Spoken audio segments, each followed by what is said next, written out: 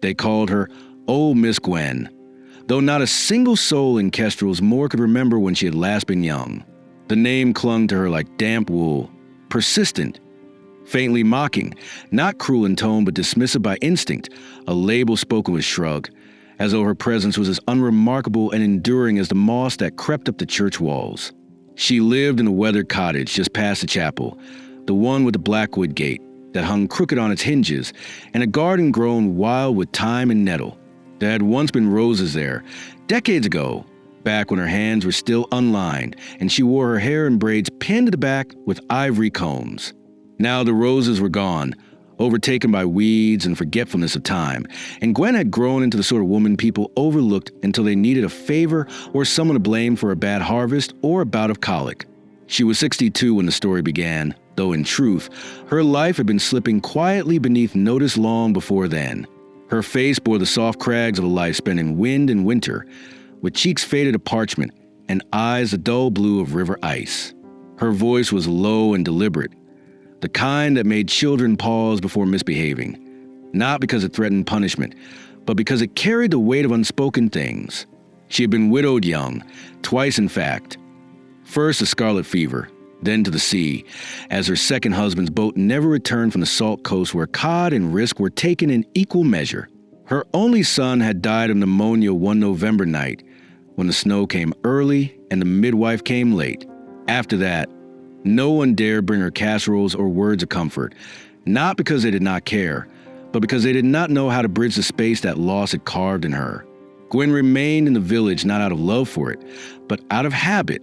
Her days passed in ritual, waking before the sun, sweeping the chapel steps that no one thanked her for, collecting eggs from hens who had grown too old to lay, mending worn garments, and leaving them folded on the doorsteps of the sick or newly widowed. She moved with a quiet sort of defiance, not proud but unbending, and she spoke to herself more often than she did to others, humming hymns as she shelled peas or whispered names of her dead while weeding the graves behind the chapel. Her house smelled always of rosemary, wood smoke, and the faint sweetness of lavender tucked into drawers long since emptied of anything precious. The children feared her, but not deeply. They feared the unfamiliar, and Gwen had become unfamiliar not because she had changed, but because they had never been taught to see her fully. She did not laugh easily, and she did not pander. She had no tolerance for lies, but often offered a silence that felt strangely kindred in truth. If a child fell near her steps, she would help him up without words, dust him off, and continue on without asking for thanks. If one of them knocked on her door for a lost cat or a bent toy, she would nod once, fix a thing, and then return her knitting or baking without comment. There were stories about her, none wicked, just strange. How she could tell a storm by the taste of air, how she spoke to birds as though they were old friends, how she once stood unmoved while lightning struck a tree 10 feet from her window. In the village of Kestrel's Moor, age was a shadow to be pushed away, not embraced. Young wives whispered about her in the bakery, their eyes narrowing when she passed.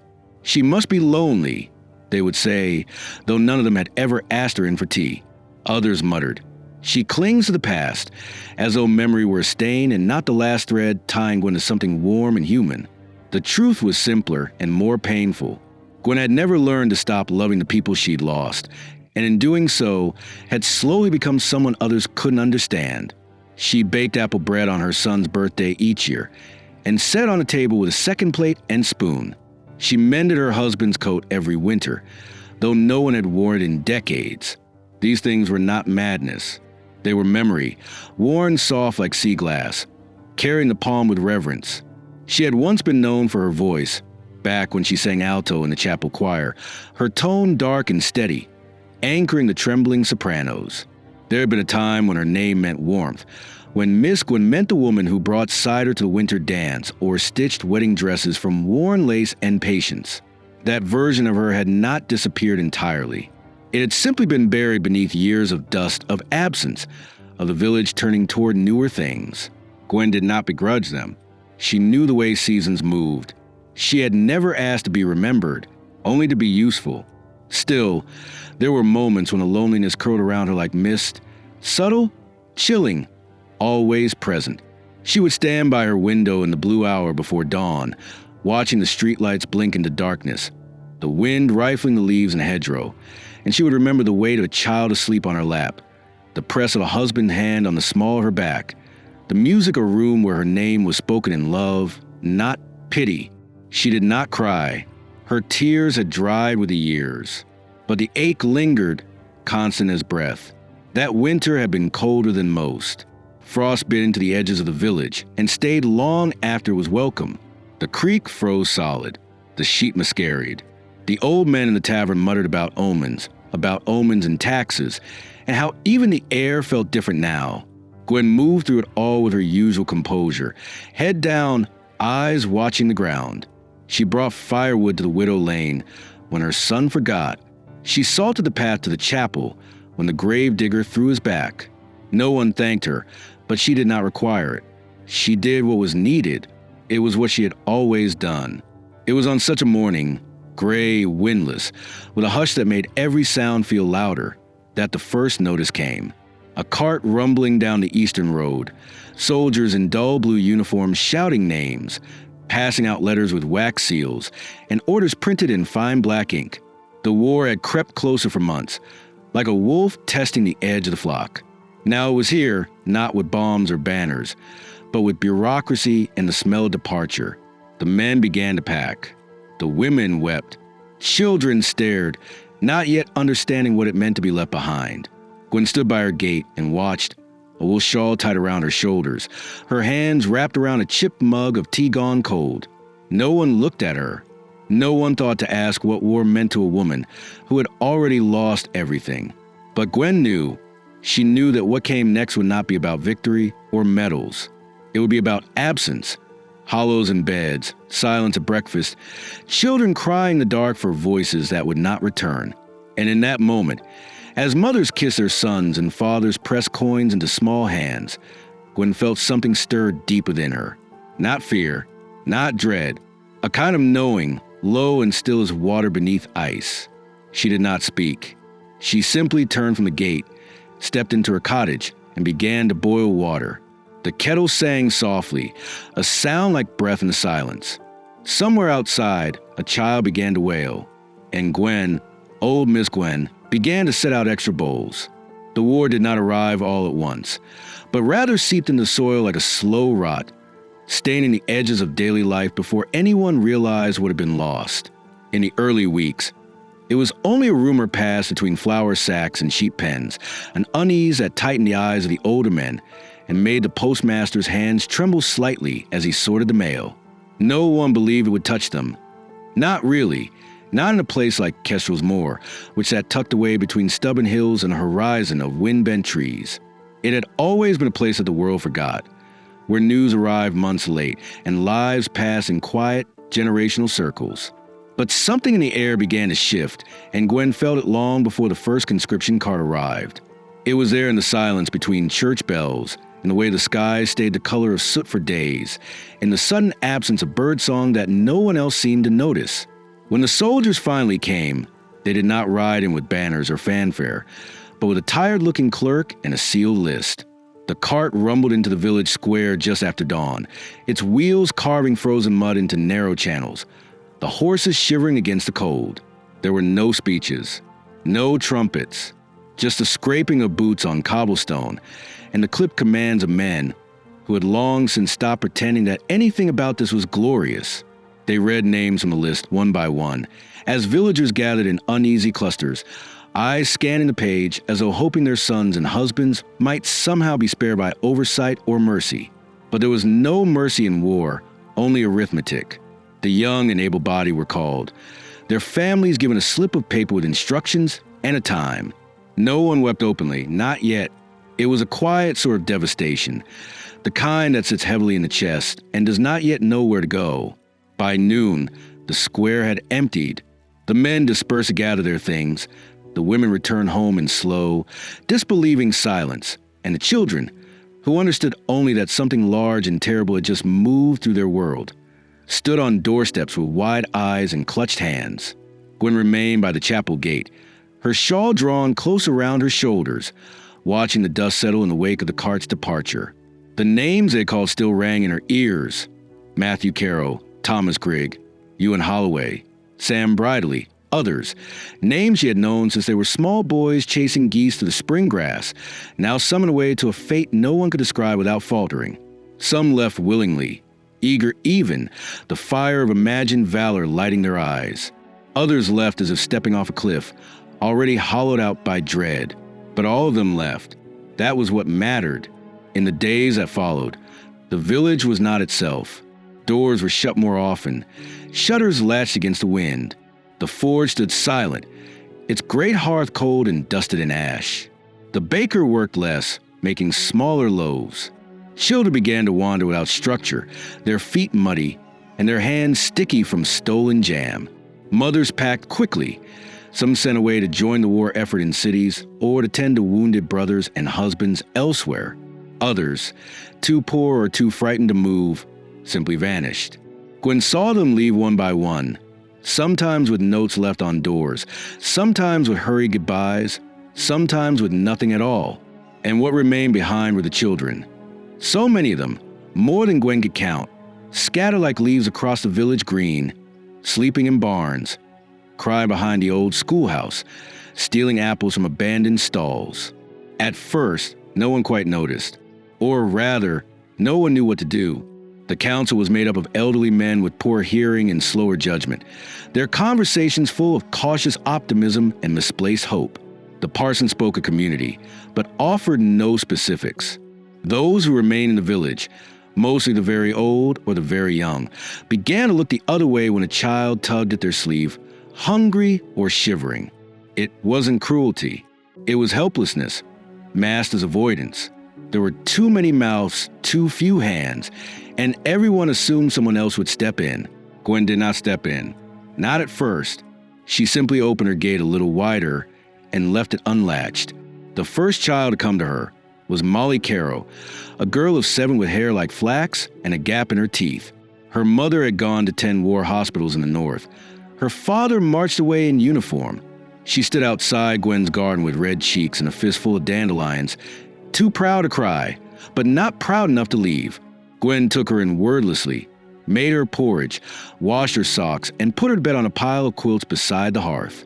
The next day came Theo Grigg, dragging his sister by the hand, her knuckles raw from cold. Gwen nodded, and they, too, entered. By the end of the week, there were 10. 2 weeks later, 20. They came in clusters, pairs, strays. Some had walked from neighboring villages where no one had room for them. Some were left on her step, with a note pinned to their coat or nothing at all. Her cottage, small and stooped as it was, filled with the sound of footsteps and whispers, coughs and laughter, the unpredictable symphony of young lives compressed into a space never meant to hold them. She turned her bedroom into a nursery, gave up her bed, her pantry, her privacy. She cooked without rest, baked bread with scraps, taught the older children to stir soup and clean the floors. Her hands, one stiffened to shoes, grew raw with labor. Her back ached from constant lifting, but she said nothing of it. To complain felt vulgar. There were children now who needed something steady to lean against, and Gwen had always known how to be still and strong. The villagers began to notice, not out of admiration, but out of discomfort. They watched from a distance as Gwen passed by with 3 toddlers trailing behind her and an infant strapped to her chest in a sling made from her old curtains. They whispered in low tones at the well and market stalls, uneasy with the sight of her worn boots and the way her hair had come completely loose from its pins. "She's too old for this," someone muttered.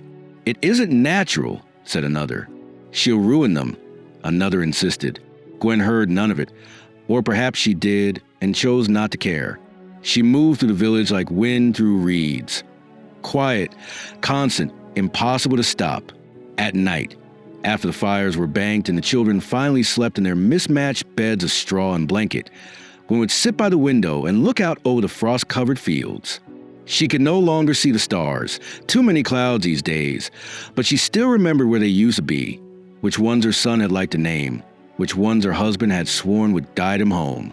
She would listen to the sound of breathing behind her, dozens of small chests rising and falling in rhythm, and for the first time in many years, she did not feel entirely alone. Exhausted, yes. Overwhelmed, but not hollow. She did not think of herself as heroic. She did not think of herself much at all. There was too much work. Too many buttons to sew back on. Too many scraped knees to wash. Too many lullabies to half remember and sing softly to children who had forgotten the voices that once comforted them. She did not have time for grief or fear or introspection. She had mouths to feed and nightmares to soothe. She had fires to keep alive and names to memorize. 27 of them now, each one an entire world, carried into her home like a seed in the wind. There were moments, of course, when the weight of it all sat heavy upon her, when food grew scarce, when shoes fell apart, when a child woke screaming for a mother who might never return. In those moments, Gwen would step outside into the night air, wrap her arms tightly around herself, and whisper a single name, her son's, or perhaps her own, into the dark. It was not a prayer. It was not even a plea. It was a way of remembering she still existed beneath the work, that somewhere inside the woman the village had dismissed as too old, too strange, too much, there remained a flame still lit.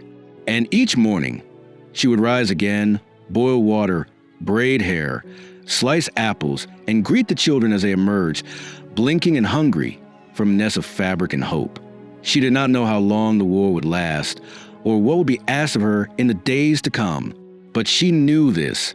None of them would be left behind. Not while she still had breath. Not while her hands still knew how to hold. The cottage was never meant for children. It had been built with 2 hands and a single heart, its walls just wide enough for a life lived in solitude and silence. Gwen's husband had laid the stones himself before the sea took him, and she had spent the years since tending to its corners like one tends to a grave, lovingly, quietly, without expectation. The hearth had always burned low, more from memory than warmth.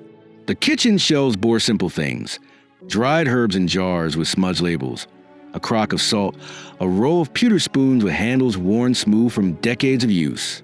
There were 2 chairs, 1 table, 1 bed, and a rocking stool that had once belonged to her mother. It had been a house designed for one grief-heavy life, orderly in its emptiness. Then the children came, and the stillness shattered. It began with improvisation. Gwen had never planned for 27. She had never planned at all. At first, she rearranged what she had. She folded her quilts into nests and lined the hearth with pillows that smelled faintly of cedar. She moved the table to the wall to make space for more sleeping bodies, and hung her pots on nails driven into the beams so they wouldn't be underfoot. She gave her bed to the smallest ones. The feverish boy with the thin wrists, the girl who had night terrors so fierce she screamed even in her dreams, and began sleeping in the rocking stool by the fire, her neck bent at odd angles and her feet tucked beneath her skirt for warmth. Every object in her home was touched, altered, repurposed. Her pantry was emptied within days. The flour had been held only air and the scent of what had been. Her tin of tea, save for special mornings, disappeared entirely, divided between too many cups. She did not mind. She stopped counting what was lost and started measuring what could be stretched. She began to barter. Gwen had never cared for money. It was a language she had always found coarse and unreliable. But she understood value. She brought hand-stitched mittens to the blacksmith's widow in exchange for oats. She traded a sack of dried lavender to the miller's niece for a sack of barley. Sometimes she offered her labor, splitting wood or cleaning out gutters in exchange for a dozen eggs or a wheel of cheese wrapped in cloth. The village gave, reluctantly at first, but something in Gwen's eyes, steady, sunken, tired but unflinching, made it impossible to refuse her for long. She did not beg. She asked plainly, and when that didn't work, she simply worked harder. Food became invention. She boiled stones when the children were watching, a trick from her grandmother, to make the smallest among them think the soup was richer than it was. She sliced cabbage into impossibly thin ribbons, added handfuls of wild sorrel and clover pulled from the garden's edge. Bread was made from crushed oats, and water left to sour just long enough to rise. The older children learned to knead dough while the younger ones picked berries or washed root vegetables in the creek. Meals were never enough, but they were frequent. Hunger hovered, but so did the scent of rosemary and thyme. Gwen refused to let starvation become their language. She gave names to her stews: wagon soup, lion's brew, river porridge. As though by naming them, she could protect the children from the truth of scarcity. The nights were harder. Children did not cry like adults. They cried with their entire bodies, as though sorrow was something physical trying to leave them. Gwen learned their cries by sound. She could tell the difference between the hungry wail of a toddler and the hollow sob of a boy missing his mother's touch. She sat up into the deep hours of night, holding feverish foreheads, patting backs, singing songs she hadn't sung in 40 years. Lullabies from another lifetime floated from her lips without her asking. Sometimes she hummed the hymn she had sung at her son's funeral, though she changed the words so the children wouldn't recognize it as mourning. When they asked her their mothers were coming back, she told them yes, always yes, her voice soft as wool and just as warm. She did not believe the lie, but she gave it freely, like bread in a time of famine. There was no schooling anymore. The teacher had been conscripted, and the schoolhouse shuttered. Gwen became lesson and ledger. She taught them how to count using river stones collected from the edge of the stream, each one smoothed by water and carefully dried on the hearth before being placed in little canvas pouches. They used them to add, subtract, weigh the number of apples or the days since the last letter arrived. She taught them to read from her own Bible, its corners curled and margins smudged with the notes of her youth.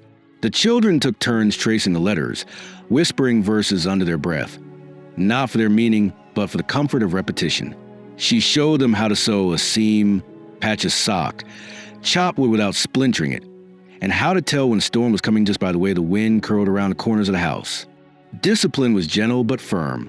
Gwen never raised her voice. She had learned long ago that shouting only made the world feel less safe. When the children fought, she made them sit beside each other in silence until the heat of anger cooled into something softer. When they broke something, they fixed it. When they lied, they made amends, not in punishment, but in understanding. She believed in responsibility, not blame.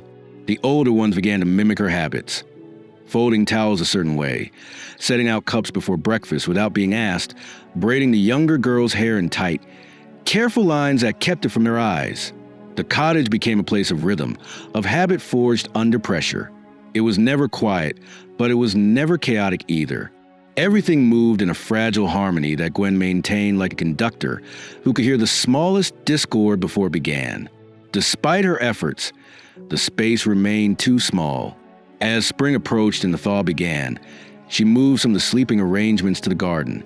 She built crude shelters out of canvas and old crates, strung tarps between the trees, and filled them with blankets scavenged from forgotten attics and barns. The children called it Camp Lantern, because she left a single oil lamp lit in the center each night, its glow a promise that she was nearby, watching.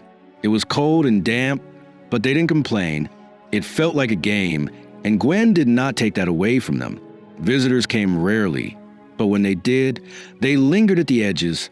Mrs. Halbert from the far end of the village brought a crate of apples one morning and stayed long enough to marvel at how quiet the children were, how orderly.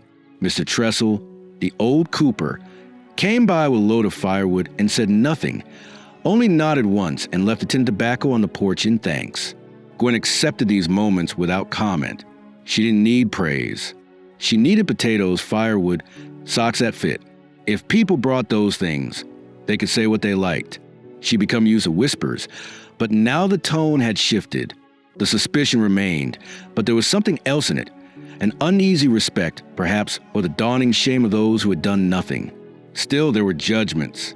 A woman too old to bear her own children, taking in the children of everyone else? It unsettled the order of things.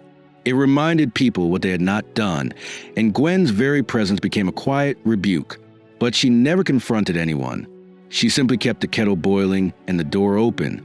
If someone needed help, they found it there. If they didn't, they kept walking. And yet, even with the labor and the strain and the lack of sleep, Gwen felt a strange renewal in her bones.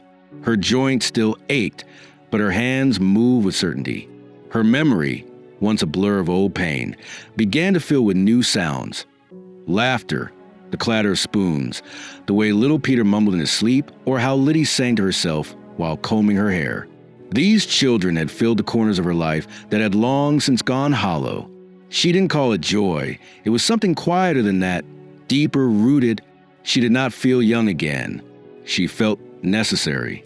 By the time summer bloomed in the hedgerows and the creek ran full again, Gwen's cottage had become more than a shelter. It was a home, not a perfect one. There were leaks in the roof and mice in the cupboards, but one held together by care. She no longer remembered what it felt like to eat alone or to walk the halls of her house in silence. Her days began and ended with others, and though she still lit a candle for her son each evening, she now placed it beside a row of pebbles, one for each child, a quiet mark of their belonging. She did not know if she was saving them. She only knew she would not abandon them, and in that promise, spoken only in deeds, she found a kind of peace that did not require witness or reward. It was enough to keep going. It was enough to choose them every morning, again and again. The first whisper started in the market, low and clipped, tucked between the weighing of flour and the passing of coins. They were not accusations at first, not outright, just the kind of mutterings that cling to a cold morning, invisible but palpable, like a fog that settles into the corners of windows and lingers longer than it should. "She's doing too much," one said, adjusting her scarf and glancing toward the lane where Gwen could sometimes be seen herding a string of children like ducklings. "It's not natural at her age," another added, shaking her head as she counted eggs. What she tried to prove was murmured behind a display of candles. The words were never spoken where Gwen could hear them clearly, but she felt them all the same, pressing at her from the edges of the village like wind against an old door, testing the hinges, waiting for something to give. There was a particular cruelty in the way suspicion wrapped itself around her, not because she had failed or done harm, but because she had done what no one else had dared. Her care, her steady labor, her refusal to break under the weight of so many lives had unsettled people. They had expected her to falter, to be crushed by the burden, to quietly collapse beneath it and confer what they had always believed, that she was too old, too strange, too far removed from the life they understood. But she had not collapsed. Instead, she had made something from the ruin, a home, a rhythm, a fragile, flickering community that breathed because she had willed it into being. And for some, that was harder to bear than her failure would have been. The children, of course, did not know this. To them, Gwen was simply Gwen, steady, sharp-eyed, warm in a way that did not smother but invited closeness without pressure. They did not question her age, only her rules, which were fair and few. No lying, no stealing, no striking in anger. Share what you have, no matter how small. Say thank you, even when your heart is heavy. Say goodnight, even when the dark feels too big. These rules became the spine of their days, quiet rituals that held their scattered pieces in place. They did not miss their parents any less because of Gwen. Grief still sat with them, sometimes in silence, sometimes in great convulsions of sobbing that came without warning and left them limp and confused. But Gwen never told them to be brave. She simply sat beside them until it passed, sometimes singing, sometimes just being still. That stillness, that unspoken assurance that she would not move until they did, became its own kind of medicine. Outside the cottage, in the fields and alleys and church pews, Gwen's growing family drew more eyes. There were questions that were not really questions at all. Is she registered with the council? Asked a woman with a handkerchief always tucked in her sleeve. Where does she get the food? Said another, squinting toward Gwen's garden as though she expected to find contraband hidden beneath the rosemary. One man, who had never spoken more than 2 words to Gwen in 20 years, leaned against the well and declared, "It's a form of hoarding, you know, keeping them all like that. It's not healthy." No one challenged him. No one ever did. The vicar, caught between reverence and self-preservation, paid Gwen a visit one Thursday afternoon. He stood on her stoop, hat in hand, eyes flicking nervously toward the sound of children laughing somewhere inside. She opened the door with flour on her hands and a smear of soot across her cheek. He cleared his throat and asked if she considered the risks. So many children in such a small space, the possibility of illness, the burden on her body. Gwen listened not unkindly, but without yielding. When he finished, she invited him in for tea. He declined. She nodded once and shut the door without further comment. That night, she sat longer than usual by the fire. The children were tucked into their patchwork beds and hammocks, their breathing soft and staggered like the wind in the eaves. Gwen stirred the embers absently, the poker in her hand worn smooth from years of use. She did not feel anger, not exactly. More a kind of sorrow laced with recognition. The world had always struggled to understand women who did not retreat. There was something unsettling about a woman who chose labor without recognition, who gave love without seeking reward. Gwen had never needed to be understood, but the weight of being misread still left bruises. She remembered her mother's voice, brittle and precise, warning her when she was only a girl to never be too loud in kindness, never be too soft where others could see. "They will think you're foolish," her mother had said, not unkindly. Or worse, they'll think you want something from them. It had taken Gwen a long time to realize how much of her mother's life had been shaped by fear. Fear of want, of judgment, of loneliness. Gwen had not been immune to that fear, but she had chosen something else in the end. Not because she was brave, but because she could no longer bear the silence of her own rooms, the echo of a life lived only for remembering. And so she endured the glances, the barbed kindness, the offers of help laced with hesitation. "If it gets too much, you'll tell us, won't you?" A woman asked one morning, pressing a tin of soup into Gwen's hands. Gwen had nodded. She did not say that too much had come and gone a long time ago, that it wasn't about too much anymore. It was about the choice to stay, to remain in place even as the storm raged through the world and left children scattered like driftwood. She had become a kind of shore for them. Weathered, yes, but still standing. Sometimes, on Sundays, she would walk the children to the chapel. They filled an entire pew now, small bodies in mismatched coats, their hair combed and their hands folded. The village watched them from behind in books and prayer leaflets, their eyes darting from face to face, searching for signs of disrepair, of neglect. But the children sat straight, sang clearly, and bowed their heads with a solemnity only children can manage when trying to honor something they don't yet understand. Gwen stood behind them, one hand resting on the pew, her gaze fixed not on the altar but on the flickering candles. When the service ended, they filed out quietly, their hands slipping into hers without prompting. That, more than anything, seemed to unsettle the village most, the sight of those hands, reaching for her as if she were something permanent. The mutterings never grew into action. There were no officials, no interventions. But the village's disapproval became a fog that Gwen learned to move through. She did not defend herself, nor did she explain. When asked how she managed, she said, "One breath at a time." When asked why she did it, she replied, "Because they're here." And when asked what she would do if the war dragged on and more children came, she only said, "I'll find more beds." These answers did not satisfy anyone, but they were not meant to. Over time, something shifted, not loudly, not all at once, but in small, imperceptible ways.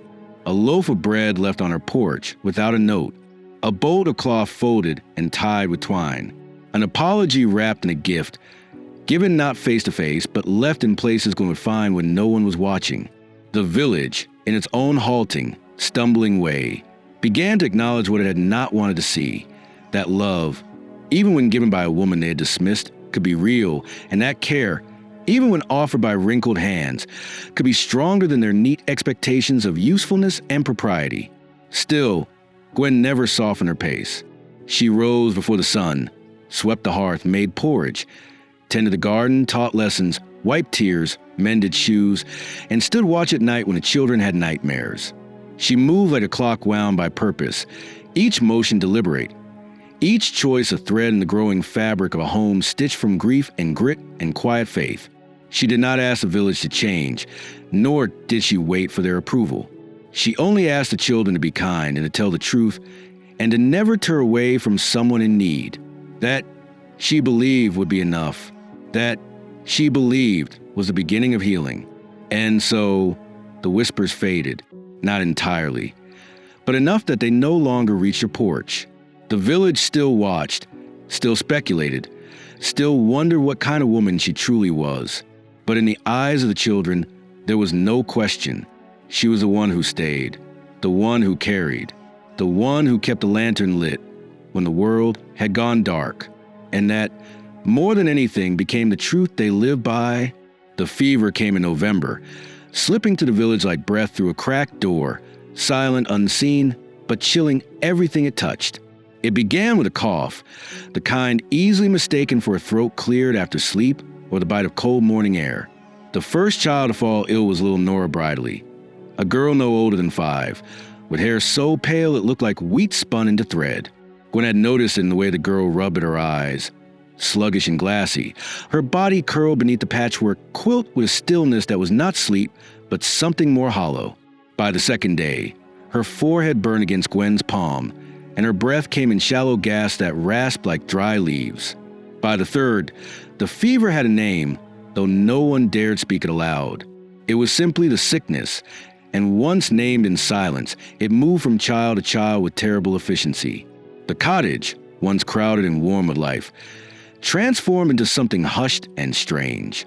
The laughter that had once echoed against the low beams fell away, replaced by moans, soft cries, and the creaking of floorboards as Gwen moved from one bed to the next, her apron wet with cloths dipped into cold water, her hands raw from washing and wringing. The herbal jars she had once kept for coughs and burns were emptied in a week. Feverfew, yarrow, elderflower, each was steeped into teas, soaked into compresses, or crushed into poultices. When the remedies failed, as they often did, Gwen simply stayed near, brushing damp hair from foreheads, singing lullabies in a whisper too thin to be called song. There was no help from the village. It was not malice. It was fear. Illness had always carried with it a kind of superstition, and the people of Kestrel's Moor had long memories. They remembered the plague that had taken whole families a generation before. They remembered the cartloads of the dead, the way church bells tolled not in ceremony, but in sequence. When the fever returned, they turned inward, doors shut more tightly. Windows were covered. The market thinned. Even the chapel, once filled with cautious voices and shared bread, fell quiet, its pews gathering dust as if waiting for something to pass that could not be seen. Gwen did not resent them. She understood the instinct to flee from death, but she had already lived beside it for most of her life. It no longer frightened her in the way it once had. What she feared now was loss that went unheld, children slipping away without a hand to anchor them, names forgotten because no one remained to speak them. And so, she did what she had always done. She endured. She lit the fire and boiled water. She cooked thin broth from onions and garlic and the last of the chicken bones. She ground roots with a stone until her hands trembled. She marked each child's symptoms in a notebook, noting when the fever rose and fell, what helped and what did not. She tried, in her quiet way, to push back against the dark with order and care. Still, the sickness took its toll. One child in particular, Samuel, a boy of 8 who barely spoke and had eyes like river clay, began to fade quickly.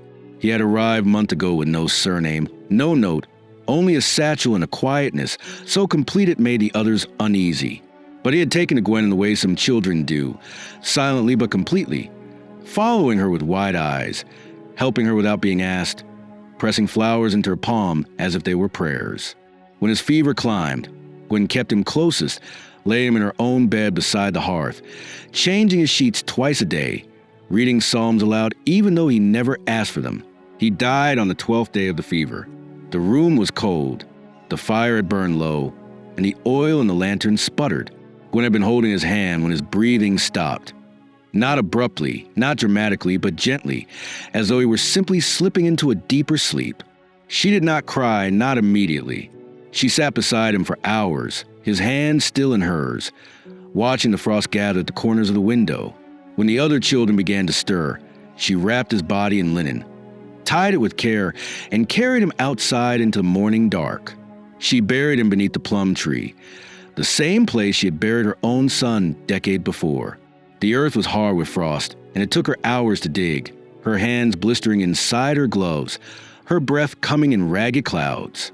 The children stood in silence, some holding hands, others clutching small offerings, a pebble, a pine cone, a pressed leaf. Gwen spoke no eulogy. She did not know how. Instead, she knelt beside the grave and carved his name into the bark of the tree with her sewing knife. Samuel. Nothing more. No date. No last name. Just the truth of his being. Then she stood, brushed the dirt from her knees, and returned to the house. That night, for the first time in years, she wept. Not loudly, not in the keening wails of despair, but quietly like water running down stone. She sat in the corner of the kitchen, knees pulled to her chest, and let the tears come, not for herself, but for the boy who would never run again, who had slipped through her arms like smoke. The others did not speak of it, but they gathered closer to her in the days that followed, as if sensing that something sacred had passed between them, something that could not be named but must be honored in silence. The fever did not leave all at once. It lingered in the smaller ones, returning in fits and starts, a cough here, a tremor there. Gwen began isolating the sickest, keeping them near the fire, spacing the beds apart, opening the windows even in the cold to let the air flow through. Her hands never stopped moving. She mended linen stained with sweat and blood. She burned herbs to clean the air. She whispered to herself the names of those still fighting, repeating them like rosary beads. As if by saying them aloud, she had tethered them to the world. Slowly, painfully, the fever passed. The children began to eat again, first in small spoonfuls, then hungrily, as though afraid the food might vanish. They grew louder in their recovery, arguing over blankets, stealing buttons, chasing one another to the hall with renewed mischief. Gwen let them. Their noise, once a strain, now felt like a benediction. It meant life had returned. It meant breath was in their lungs and blood in their cheeks. The silence of death had been replaced by the chaos of the living, and for that, she gave thanks. When the last of the sick could stand without help, Gwen took them all outside. The sky was a dull pewter, and the ground still held a memory of frost. But the children ran anyway, their boots crunching in the stiff grass, their laughter cutting through the cold. Gwen stood by the gate and watched, arms crossed, a shawl pulled tight around her shoulders. She was thinner now, her face bore new lines. Her hair had gone entirely to silver, but her eyes remained clear, unwavering. The kind that do not flinch at sorrow because they have already borne its weight and survived. She marked the end of the fever not with celebration, but with ritual. She washed every floorboard with lye and lemon water. She scrubbed the walls and aired out the linens. She replaced the herbs above the door with fresh bundles. She planted 3 bulbs beside the plum tree, 1 for Samuel and 2 for the children who had nearly gone with him. She did not speak of what had happened, did not ask the children to, but she could see it in the way they looked at her now, not just with trust, but with something deeper, recognition, perhaps, of what she had done to keep them alive, of what it had cost her to do so. The village took notice, as they always did, though slowly, cautiously, through the windows they never fully opened. They knew the fever had come. They had heard rumors of the boy buried under the tree.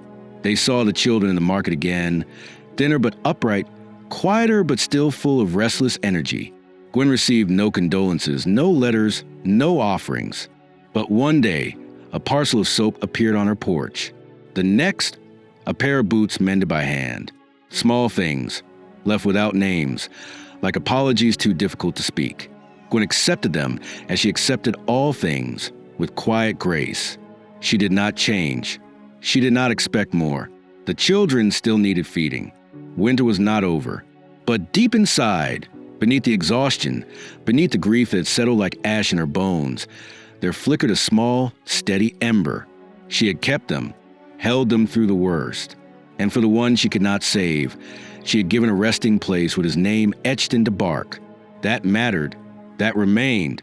And when she stood by the fire at night, alone after the last child had fallen asleep, she would sometimes rest her hand on the worn mantle and speak the name aloud, not in mourning, but in memory. Samuel, a whisper into the quiet, a promise that no one would be forgotten, not while she still stood, not while her hand still remembered how to hold. The letters began to arrive in spring, when the frost loosened its grip and the garden trembled beneath the first blush of green. They came in brown envelopes, thick and stamped with symbols of a world far removed from the slow, soil-bound rhythm of Kestrel's moor. The children gathered at the sound of the postman's boots on gravel, eyes wide, shoulders rigid with hope they were too young to name. Gwen met the man at the gate each time, her hands always stained with earth or flour, her face unreadable, not because she did not feel, but because she had long since learned how to carry feeling without breaking open under its weight. He never lingered, only tipped his cap and handed over stack. His silence less rudeness than mercy. He knew what it meant, each sealed page. He knew what waited inside some of them. At first, they were simple and sweet, sentences scrawled in the halting ink of soldiers with cold fingers and exhausted hearts. Tell Tommy I miss his drawings. Kiss Ella goodnight for me. I dreamt of home last night, and the wind still smelled like the sea. Gwen read them aloud beneath the plum tree, her voice steady, her cadence slow, letting each word settle into the children like warmth from a fire. She read every letter as if it were sacred, as if the mere act of being remembered might be enough to anchor them. For a while it was. The children clung to those words, folded them into the pockets of their patched coats, memorized their rhythms as if reciting them could keep the distant parent alive. They wrote back with crayons and crooked spelling, filling pages with questions, with drawings of the cottage and the animals they now fed, with careful loops of "I love you" and "come home soon." Gwen helped where she could, correcting grammar softly, sealing the envelopes with wax melted from her old candle stubs. She had dressed each one with the care of someone tying a ribbon around something fragile and irreplaceable. But as the months wore on, the letters began to change. Some grew shorter, more strained, the sentences clipped and blurred by stains that might have been water or something else. Others stopped entirely. Whole weeks would pass with no word, and Gwen would see in the way the children waited without speaking, glancing toward the path, listening for the sound of hoofbeats that did not come. She could not give them certainty, so she gave them stories. She spoke of journeys, of faraway lands and long roads, of brave mothers and strong fathers fighting through snow and storm just to find their way back. She spun tales not to deceive but to protect, building bridges of belief over the ravines that opened between hope and silence. When a child asked, "Why hasn't she written?" Gwen would smile faintly and say, "Perhaps she's too busy being brave." When another asked, "What if he doesn't remember me?" she would take their hand and whisper, "A parent's heart remembers, even when the world tries to make them forget." Yet Gwen herself knew the contours of absence too well to believe in all her own comforts. She kept a separate box in the cupboard beneath the bread drawer, letters that come not addressed to the children but to her, or sometimes to no one at all, their return address smudged, their contents final. The official tone was always the same, cold in precision, efficient in its cruelty. "We regret to inform you, missing in action, presumed dead." She never read these aloud. She filed them away with trembling hands, her lips moving silently as she read each name, as if by speaking it only to herself, she could shield the child from the blow a little longer. There were decisions to be made with each one, and Gwen made them alone. Sometimes she waited days, even weeks, hoping another letter might come to contradict the first, to undo the weight of those words. When no such reprieve came, she would sit the child down gently in the garden or by the fire and tell a story not of death but of journey. "He was very far away," she would begin, "fighting in a place where even the trees looked different." Then she would speak of rivers crossed and hills climbed, of a final message spoken into the wind. She never said gone. She never said dead. Only that they had been loved. Only that they had fought to return. Only that someone, somewhere, had held their name close until the very end. The children did not always believe her. Some turned away, their small faces stiff with doubt. Others cried quietly into her sleeve. A few nodded as if they had already known. Grief came to them differently, bending them in ways one could not always predict. One child stopped speaking entirely for nearly a month. Another began stealing bits of bread and hiding them beneath her bed, as if the loss of her father had convinced her that nothing was certain, not even food. Gwen did not scold. She sat with them in their silence, let them unravel at their own pace. She had learned long ago that grief was not a thing to be cured, only carried. And yet, life did not stop for sorrow. There were still meals to cook, floors to scrub, firewood to gather. Gwen found that grief made the work heavier, but also more meaningful. Every task became an act of defiance, a way to say, "You are still here, you still matter." She taught the children to bake their own bread, letting their hands knead the dough until their fingers remembered its texture. She planted new vegetables in the garden, letting them choose the seeds. She let them paint the shutters, patch the roof, build birdhouses from scrap wood. These small rituals became a lifeline, grounding them in the world even as it tilted beneath them. Some days, Gwen feared she was lying too much, that in trying to protect the children from the full force of reality, she was building an illusion that could not hold. But then she would see them together in the evening light, huddled around a storybook, or racing across the field chasing the last of the daylight, their laughter ragged but real. And she would think, perhaps this is not a lie at all. Perhaps it is simply another kind of truth. The truth of survival, of choosing beauty in the face of loss. She had no doctrine for it, no scripture to lean on, only instinct, honed by years of weathering storms that had come without warning and left without apology. Sometimes, when the children had gone to bed, she would sit alone in the kitchen with one of the returned letters open before her. She would trace the edges of the page, read each line again and again until the words no longer held shape. Then she would speak aloud just once, the name at the top, softly, reverently, like a prayer. Not because she believed it would bring them back, but because to speak a name was to keep it alive a moment longer. She had seen how quickly the world forgot the dead, how easily a name became just a sound, a shadow, a burden. She refused to let that happen here, not while she still had breath. As summer edged closer and the air grew heavy with the scent of honeysuckle, the letters came less frequently. The war, they said, was shifting. The front was moving. The mail was slower. Or perhaps the silences were simply growing wider, more permanent. The children stopped asking so often. They no longer ran to the gate each morning. They still watched, but from a distance, their hope wrapped in caution. Gwen began teaching them how to write for themselves, not just letters to parents, but journals, poems, stories. She told them their words mattered, even if no one read them, especially then. And so, the stories began to pile up, pages tucked under pillows, taped to walls, hidden in drawers. One girl wrote about a ship made of clouds that could carry you to wherever your heart had been left behind. A boy wrote about a soldier who turned into a tree, so he could watch over his family forever. Another child simply wrote, over and over, "I miss you," until the ink faded into the paper like breath on glass. Gwen read each one carefully, as if each word were a seed that might bloom in its own time. Through it all, she never stopped writing herself. Letters she knew would never be sent. Pages addressed to the dead, filled with memories and apologies and the kind of love that does not ask to be returned. She wrote them by candlelight, folded them with care, and buried them beneath the plum tree alongside the bulbs that had not yet bloomed. It was not for closure. It was for continuity, for the quiet belief that remembering was itself an act of resistance. In this way, Gwen kept them all, those who were gone, those who remained, and those still hoped for. She kept them in her stories, her silences, her hands. She kept them with every bowl she filled, every bed she tucked, every name she spoke aloud in the dark.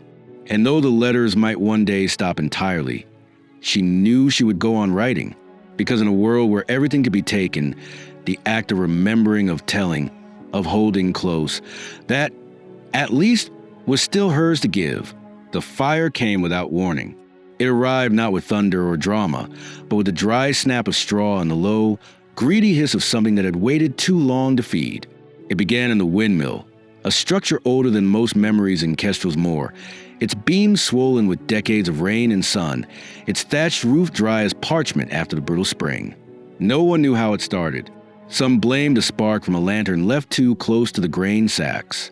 Others whispered of children playing with matches, though none were seen.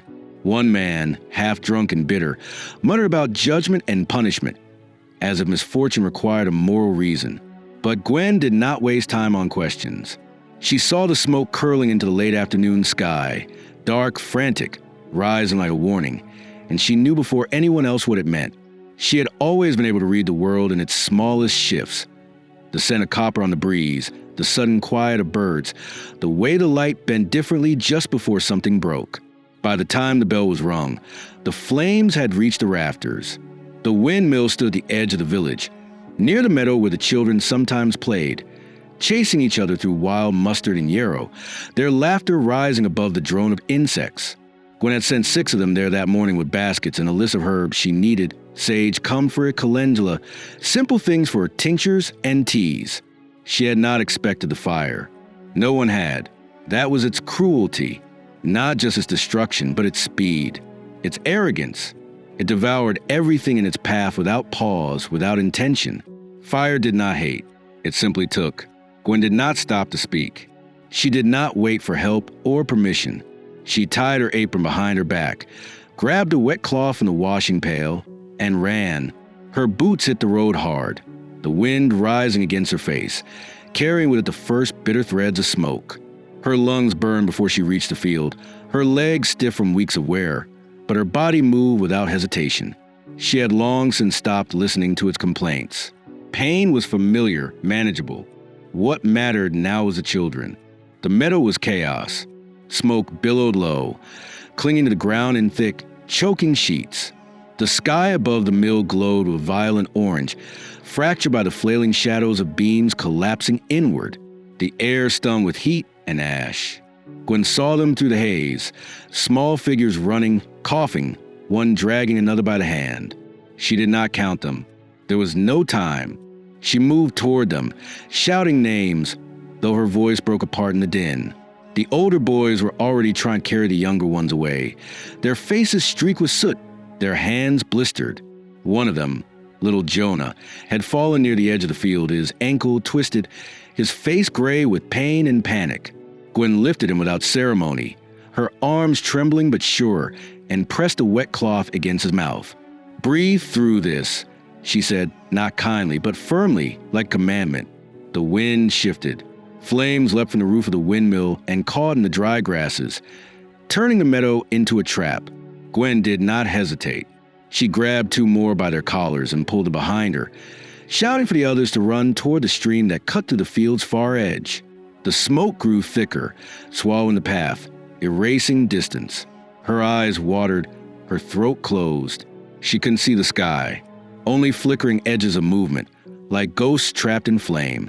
A girl screamed behind her, Lena, with the copper hair and the missing front tooth. Gwen turned back, heart hammering, and saw her crouched beneath a fallen beam, her leg pinned, eyes wild with terror. Time cracked open. Gwen dropped the others by the stream bank and turned. The ground was unsteady beneath her, the heat unbearable. But she moved forward, each step a battle against instinct, against fear. She reached Lena in 3 staggering strides and dropped to her knees. The beam was half burning, its edges smoldering, the air around it humming with heat.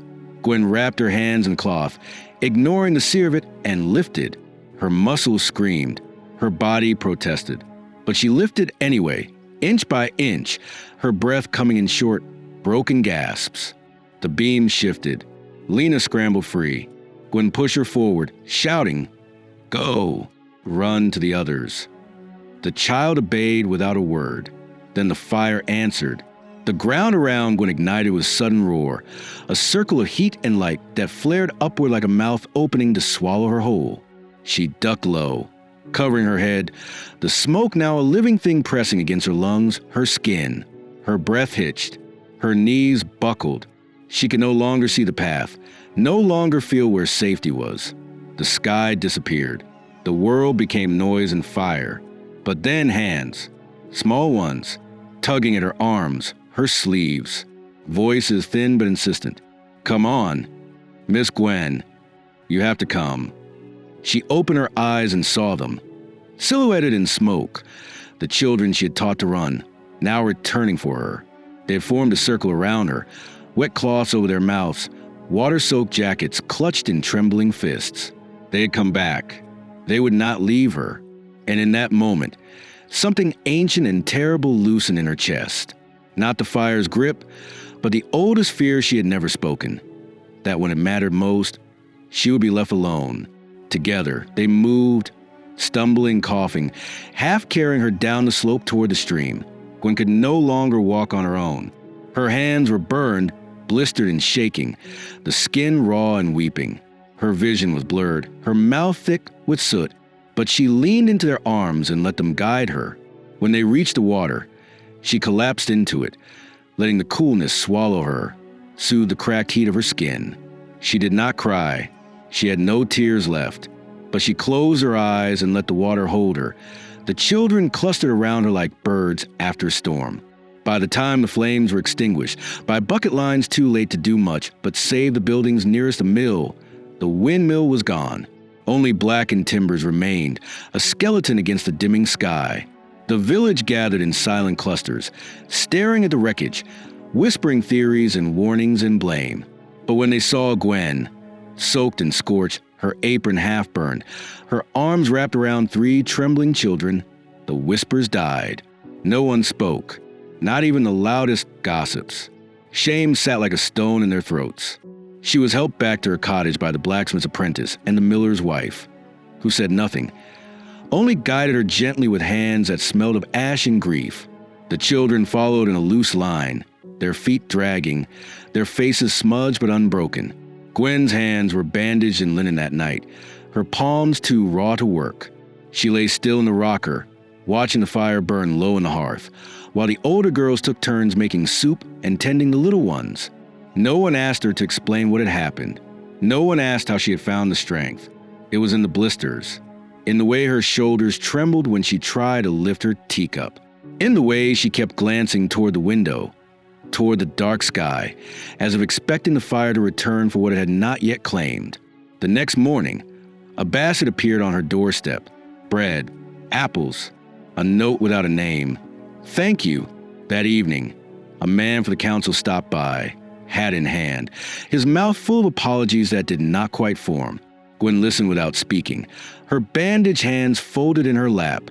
When he finished, she only said, "I'll need more blankets before winter," and closed the door. The children did not speak of the fire again, not in words, but their behavior changed. They stayed closer to Gwen. They watched her more. They brought her things without being asked. Flowers, kindling, old drawings she had once praised. It was as if they had seen her mortality for the first time and had decided, in their own quiet way, to protect her. And Gwen, though she did not say so, felt it in every gesture, every glance. They had saved her. They had come back for her. And that was something she had not expected, something she had not even dared to hope for, not because she believed herself unworthy, but because life had taught her that rescue was a thing other people received. The windmill was never rebuilt. Its foundation remained a blackened circle at the edge of the field, slowly overtaken by weeds and wildflowers. Some called it a scar. Gwen thought of it as a reminder. That fire comes, unasked and unrepentant. That loss arrives quickly. But so, too, does love when it is real. And love, once it roots, does not leave, even in smoke, even in ash, even in the silence that follows a scream. The war ended on a Tuesday. There was no trumpet, no grand parade, no cathedral bells ringing with triumphant joy. Just a single knock on the post office door before sunrise, and a telegram delivered with shaking hands. Peace, it said, in 2 dry lines. Hostilities ceased. Troops returning. A war that had unraveled lives was merciless. Indifferent efficiency now ended with less fanfare than a village christening. And yet, for Gwen, the silence of it felt appropriate. After years of noise, boots marching, letters arriving, children weeping in the night, it seemed only fitting that the end came like the closing of a book long overdue. The sky that morning was low and gray, holding neither rain nor sun, only a stillness so complete it felt unnatural. The wind, which had carried so much sorrow through the valley, no longer stirred the trees. Even the birds, who had long since returned to the hedgerows, seemed to pause their song. Gwen read the news at the gate, the paper damp between her fingers, the ink smudging slightly where her thumb pressed against the word homecoming. The children gathered behind her, their faces uncertain, mouths open but unspeaking. She turned to them slowly, her back aching from the strain of too many seasons without rest, her hands still bound in the thin scars of the fire. "It's over," she said simply, her voice raw from disuse, and for a moment none of them moved. Then, slowly, one by one, their faces shifted, not to joy, not to immediate celebration, but to something quieter and deeper, a loosening of breath, a flicker of hope tempered by all they had already lost. Because peace, they understood now, did not mean return. It did not undo what had already been taken. The weeks that followed were a slow unraveling. Word spread, sometimes ahead of truth, sometimes behind it. There were rumors of trains stalled, of ships arriving days late, of soldiers whose names were listed but whose bodies did not appear. Mothers came first, trickling in like the water in spring, unsure what they would find. Some returned to homes, still standing. Others found their doors barred, their letters unopened, the gardens they had planted grown wild or stripped bare. They arrived with worn hands and cautious eyes, clutching the hems of their coats as though holding together the last of themselves. Gwen watched them arrive, standing at her gate like a quiet sentinel. She offered no greetings, only waited. The children beside her, all lined up in mismatched coats and nervous smiles. One mother collapsed at the sight of her daughter, sobbing into the child's neck while the girl stood frozen, not recognizing the arms that once rocked her to sleep.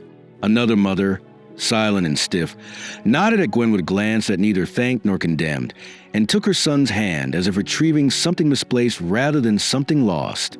A third came weeping with apologies, gathering her twins in trembling arms, speaking in rushed, unfinished sentences as if afraid they might disappear again.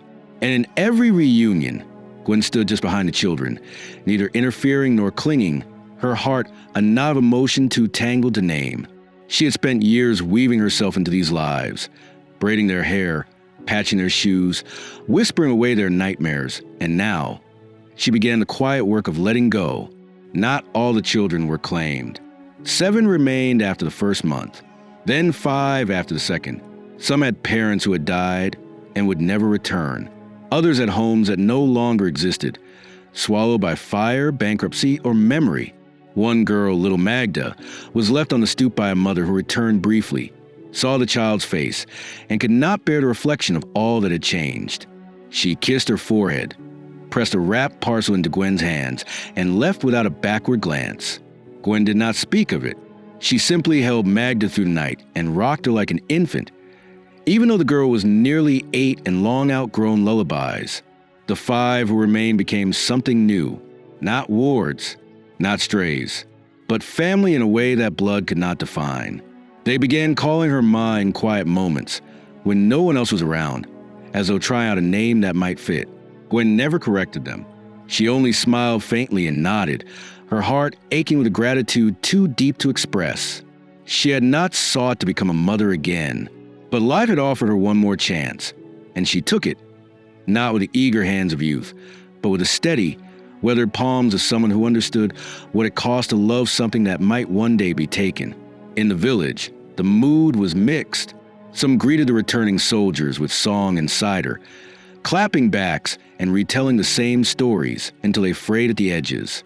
Others kept to themselves, haunted by what they had seen or what they had lost. The tavern filled with new silences. The church pews, once bare, now held faces that had aged 10 years and 2. But Gwen's cottage remained unchanged, still full of laughter and squabbles, still smelling of wood smoke and rosemary. The children helped rebuild the garden, replanting what had withered in the last hard winter. They painted the door sky blue and hung a row of horseshoes over the threshold for luck. One of the boys carved a small sign from driftwood and nailed it to the gate. It read simply, "Home." Gwen worked as she always had, rising before the sun, kneading dough with hands stiff from cold, teaching lessons with chalk and slate. But something in her had softened. She no longer moved as if carrying the weight of a burden she dared not name. The return of peace, incomplete though it was, had offered her a kind of exhale she hadn't known she'd been holding. In the quiet hours of dawn, she would sometimes sit beneath the plum tree, where Samuel's name still marked the bark, and feel the earth beneath her as something not only solid, but generous. She spoke to him still, not with sorrow but with quiet companionship. "They're growing," she would whisper. "You'd have liked the garden this year." And in those moments, she allowed herself a stillness that was not emptiness, but rest. Letters still came, some bearing apologies, others gratitude, a few guilt, Parents who had abandoned their children wrote long explanations, some sincere, others self-pitying. Gwen answered each one with the same steady tone, neither bitter nor indulgent. She told them the truth. They were frightened. They cried. They laughed again. They lived. She did not seek to shame them, only to ensure the children's stories were told with dignity. Because if war had taught her anything, it was that survival was not simply the act of living. It was the act of being witnessed. And so she bore witness to their growth, their grief, their resilience. She kept their drawings, their stories, their broken toys repaired with loving hands. She kept the rhythm of the days, the soup pot, the bedtime song, the evening fire. And as the world outside resumed its endless spinning, Gwen remained rooted not as an anchor but as a hearth, a place to return to, a place that remembered. One evening in late summer, as the sky turned to soft violet and the air smelled faintly of cut hay, Gwen found herself surrounded by the 5 children who had not been reclaimed. They were older now, taller, their voices beginning to deepen or rise into new registers. They sat around her on the porch steps, legs folded, arms resting on their knees, and for a long while no one spoke. Then, without prompting, one of the boys, Tom, always the first to speak and the last to finish a meal, said, "Do you think we'll stay here forever?" Gwen did not answer immediately. She looked out across the field, where the wind stirred the tall grass and the old windmill's scorched skeleton still stood like a quiet sentinel. "Not forever," she said at last, "but for as long as you need." The children nodded, and in the silence that followed, they leaned gently against her shoulders, against each other, the way trees lean in wind but do not fall.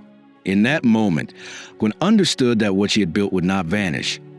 Even if one day the house stood empty, it lived now in them, in the way they folded blankets, in the way they listened when someone cried, in the way they lit a candle before supper without being asked. It lived in the small rituals, in the quiet kindness, in the choice to stay. The war had ended. The men had returned. The world, in its clumsy, chaotic way, had resumed. But in that small cottage at the edge of Kestrel's moor, something sacred endured, not because it had been declared, but because it had been lived. And Gwen, who had once been called Old Miss Gwen with a pitying smile, was no longer pitied nor merely seen. She was known. She was needed. She was loved, not for what she had lost, but for what she had chosen to hold. It began with a seed, not the literal kind, though there were plenty of those soon enough, but a small, invisible seed planted in the hush that followed war, in the stillness that came not with celebration but with the delicate breath of survival. It was a kind of seed that grew not in soil, but in people, tender and uncertain, easily lost if not noticed, if not nurtured. And it grew first in Gwen, though she would not have said so, would not have claimed anything for herself. But the change in her was unmistakable. Something in the way she moved softened, not slowed but opened, as the ending of the war had allowed her to unclench from a posture she had held for too long. Her steps across the floorboards lost their haste and began to carry intention. Her eyes, which had always been clear and observant, became warmer, resting longer on the children, on the flowers beginning to unfurl beside the path, on the sky which, for the first time in years, no longer threatened snow or news of death. Spring turned to summer with a quiet ease, as if the earth itself had decided to be gentle. The fields surrounding Kestrel's moor turned to shimmering green, dappled with white clover and bluebells, and the village emerged from its own kind of sleep. Fences were mended, roofs repaired, laughter returned to the market, cautious but sincere. And in the center of it all, Gwen's garden bloomed again. It began simply with the turning of earth. Gwen rose early, as she always had, but instead of kneading bread or boiling oats, she took a rusted spade and began to work the soil behind the cottage. Her hands were not smooth anymore, the skin pulled tight over long-heeled burns and weathered from years of hard labor, but they moved with a precision that came only from memory. She had once gardened out of necessity, back when potatoes meant survival, and onions meant the difference between bland soup and a meal that tasted like care. But this time, there was something else behind her movements, something slower, more deliberate. She was planning not just a feed, but to remember, and perhaps even a hope. The children joined her, without needing to be asked. They brought buckets of water from the creek, their feet wet and cold, their faces flushed with the joy of being useful. They cleared rocks from the soil and lined them along the path. They planted marigolds between the carrots to keep the pests away, just as Gwen had taught them. They learned the names of the plants like sacred words: chamomile, mint, sage, foxglove. Each name was a story, each sprout a promise. Gwen did not call it a lesson, but it became one, as so much of life with her was a slow unfolding of meaning in the smallest tasks. The garden grew, and with it, something intangible grew too, not only within the cottage, but around it. Villagers who had once looked past Gwen now paused at the gate. Some came bearing seedlings wrapped in damp cloth. Others brought compost or cuttings from their own gardens. They lingered longer in conversation, their words clumsy with guilt or hesitation. But Gwen met them without reproach.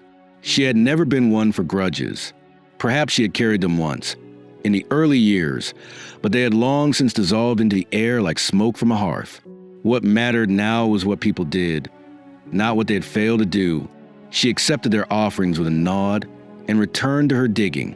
Children from other homes began to visit, drawn by the scent of tomatoes ripening on the vine, by the laughter of the five who remained with her, by the quiet sense that something lived within those garden walls that could not be found elsewhere in the village.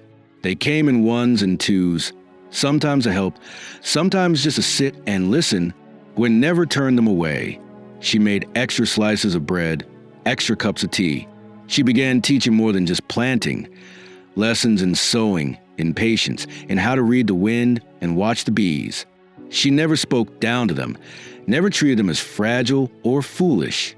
Instead, she looked at them as she looked at her plants, with curiosity, with respect, with the unwavering belief that they would grow into what they were meant to be, given light and care and time. The garden became a kind of gathering place, not formal, never announced, but somehow inevitable. People began to stop by after market days, leaning against the gate with their hands full of herbs or gossip, watching the children chase each other between rows of beans and spinach. The blacksmith brought a bench he had repaired, setting it beneath the apple tree without a word. The baker's wife offered a trellis for climbing peas, her eyes red-rimmed from the grief she still carried but softened now by the presence of life.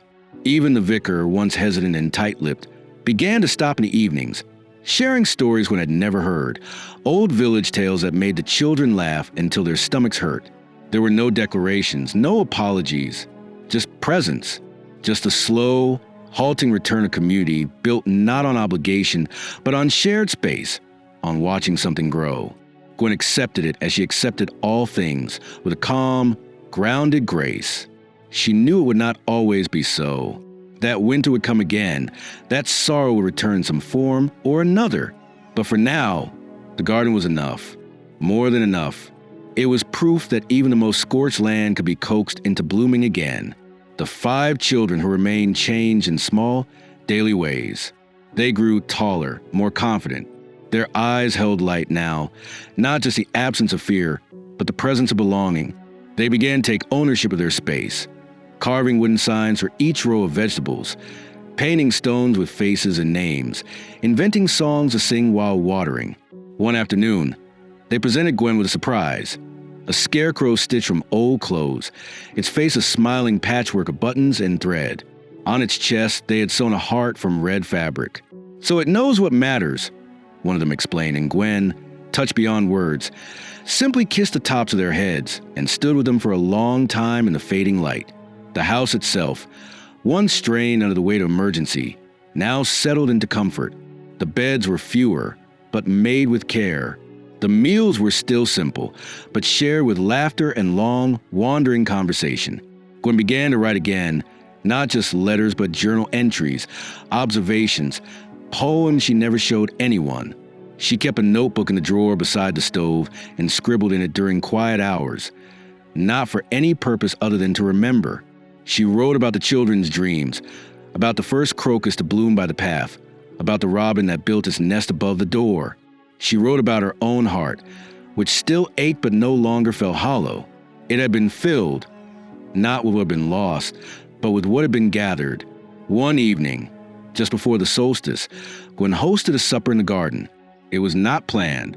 She simply began cooking, and the smell brought people. Bread, stewed tomatoes, roasted roots, fresh greens with vinegar and oil. Neighbors brought what they had: gooseberries, cheese, hand-churned butter. They ate on blankets, in the grass, under the low orange sky. Someone brought a fiddle.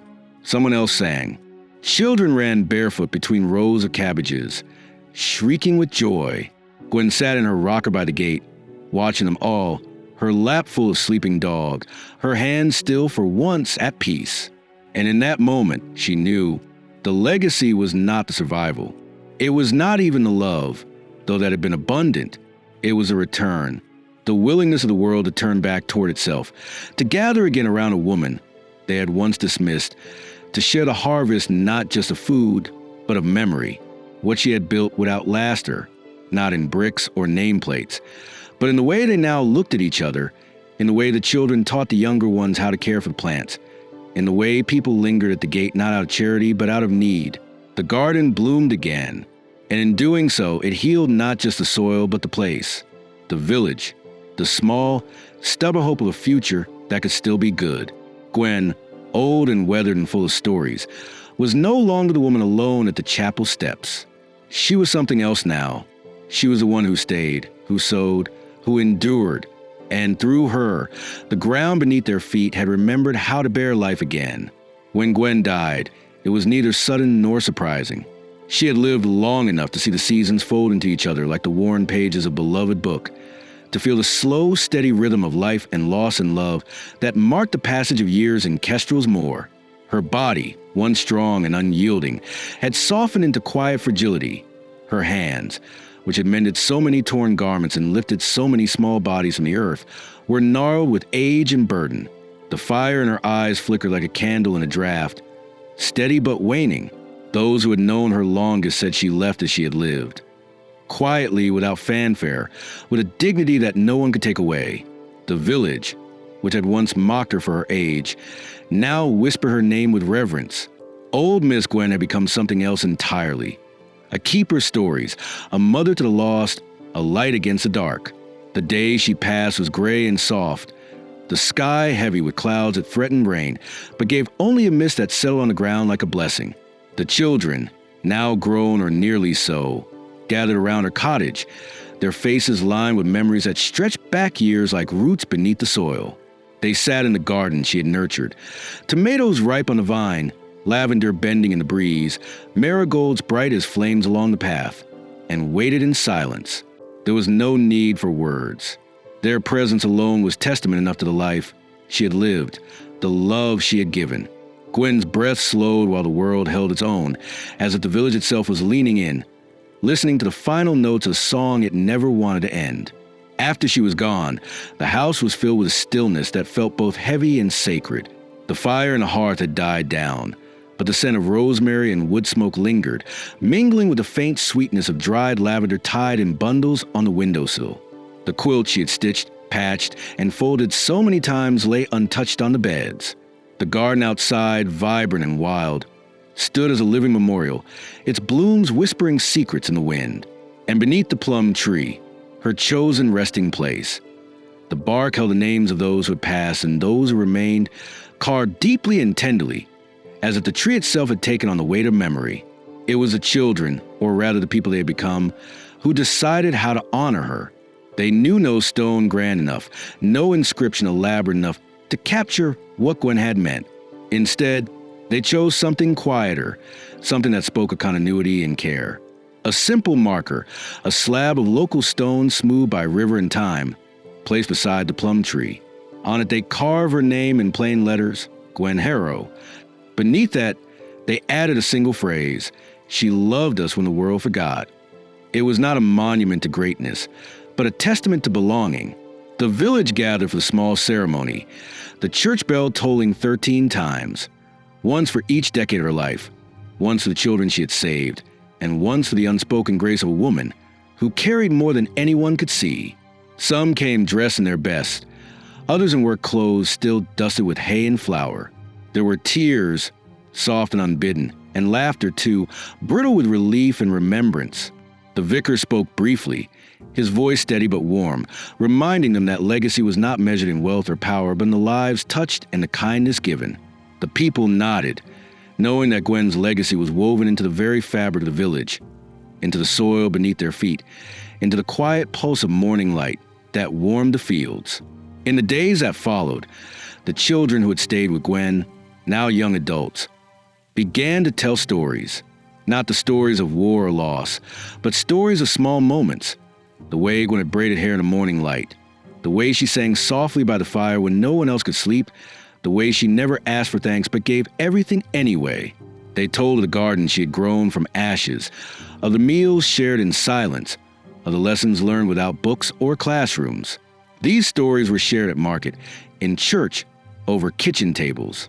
They became the quiet undercurrent of village life, the foundation upon which a new generation was built.